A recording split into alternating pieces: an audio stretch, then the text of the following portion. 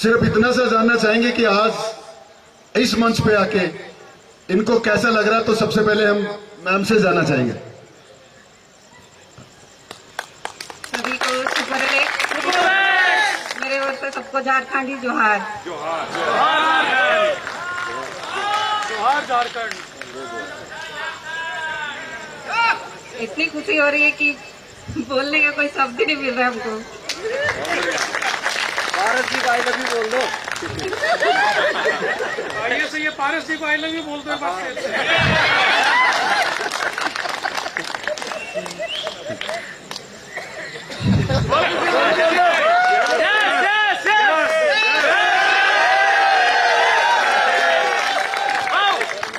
पारस जी खुश हो रहे हैं कि आप तो बोलेंगे।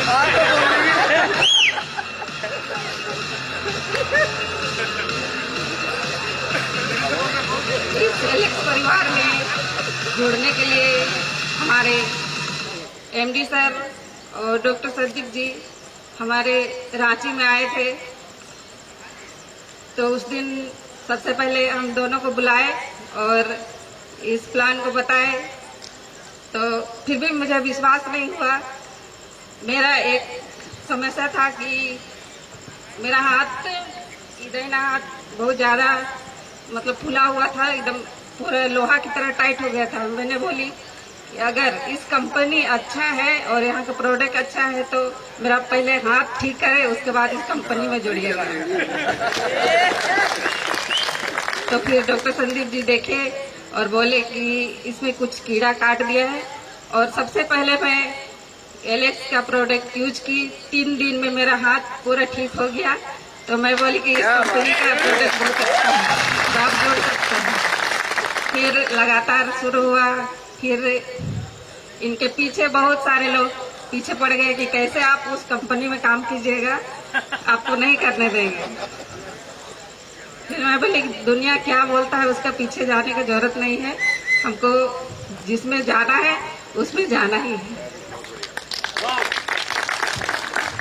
तो एक मैं छोटी सी एक बात बोलना चाहती हूँ कि हुनर तो सभी में होता है, हुनर तो सभी में होता है। फर्क यही होता है कि किसी का छप जाता है, किसी का छिप जाता है।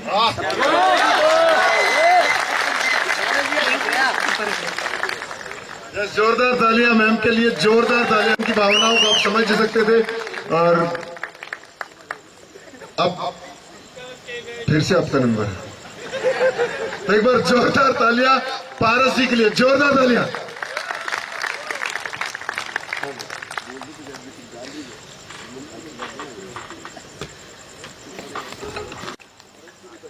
आज आप सभी के बीच में ये मैदान, ये सेलिब्रेशन आज नहीं है, आज ट्रेनिंग प्रोग्राम है। और अभी हम सभी के बीच में जो ट्रेनिंग प्रोग्राम में जो सीख रहे हैं, ये एक सर्टिफिकेट भी आपको मिला है सभी साथियों को। मैं आपसे यही कहूंगा कि यहाँ एक ऐसा ट्रेनिंग प्रोग्राम जहां आप दुनिया को बता सकते हैं कि हमारे बीच में कैसे कैसे लीडर हैं, कैसे कैसे लोग जो है सपने देखते हैं और वो अपने सपनों को पूरा कर सकते हैं।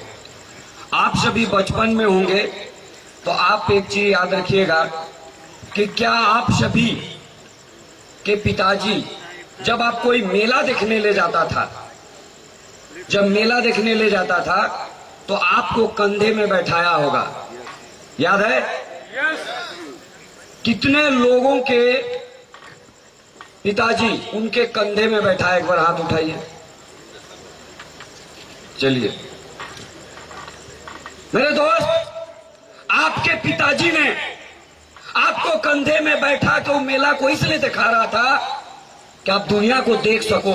मैं देख सकूं चाहे नहीं देख सकूं, लेकिन मेरा बेटा वो चीज देख सके जो उसके सपनों को पूरा करने के लिए मैं उसे कंधे में बैठा के दिखा सकता हूं।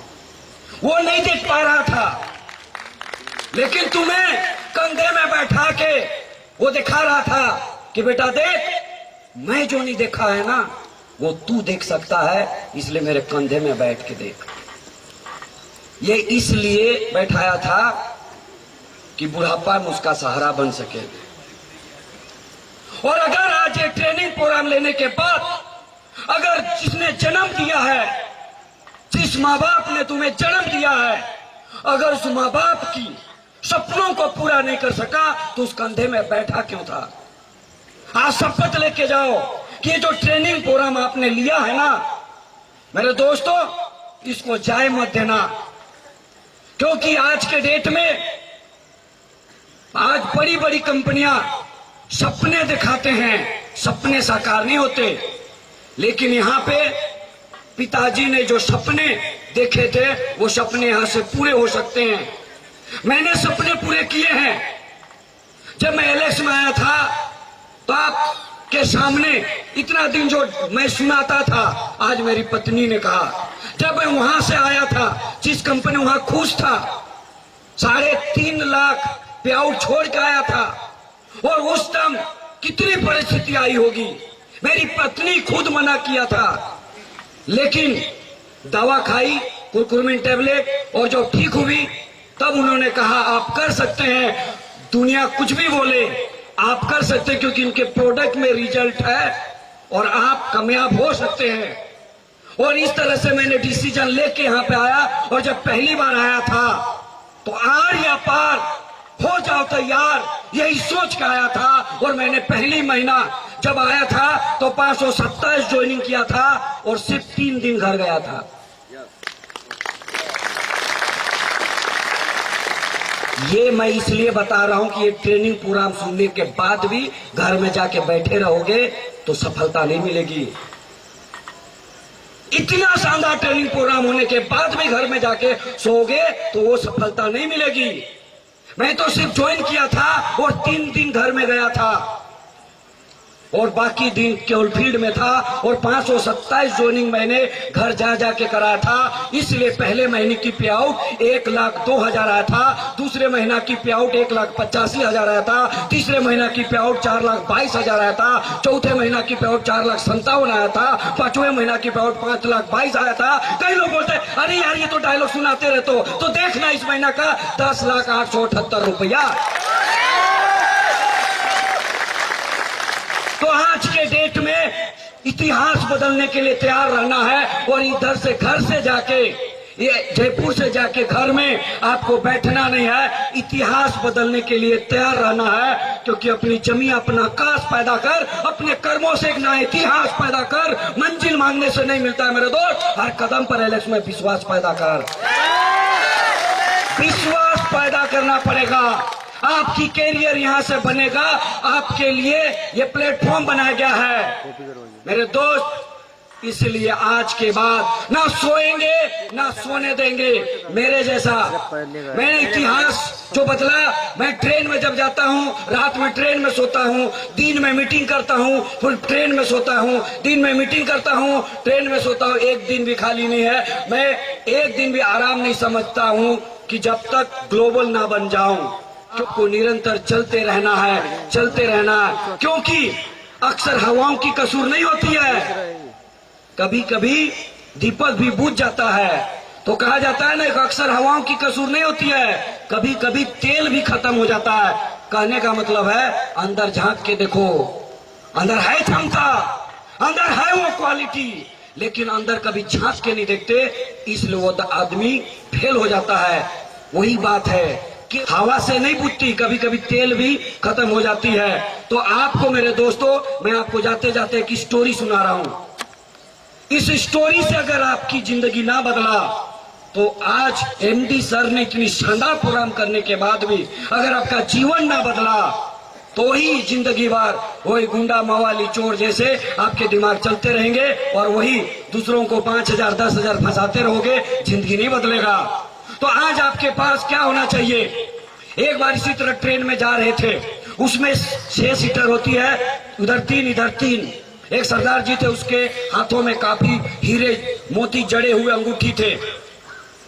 उससे बगल में उसके चोर एक बैठा हुआ था और बहुत ही चालाक और चतुर चोर था, बहुत ही जबरदस्त क्वालिटी के चोर थे। वो जैसे बैठा, क्योंकि ट्रेन में बैठा है वो भी स्लीपर बोगी में बढ़िया से, तो उन्होंने देखा कि सरदार जी के हाथ में हीरे अंगूठी और उसमें हीरा जड़ा हुआ, एकदम सोने का हार पहना हुआ। उसने बोला वाह, बहुत शानदार जगह सीट मिला है, आज तो इसका जो है पॉकेट मार लेते हैं, आज पूरा दिन अच्छा है।